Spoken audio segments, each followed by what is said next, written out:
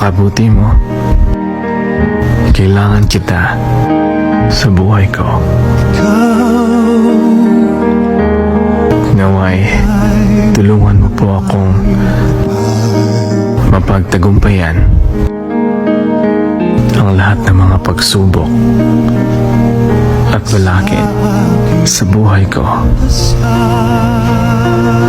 Ikaw nawa ang maghari sa puso't isip ko, Panginoon.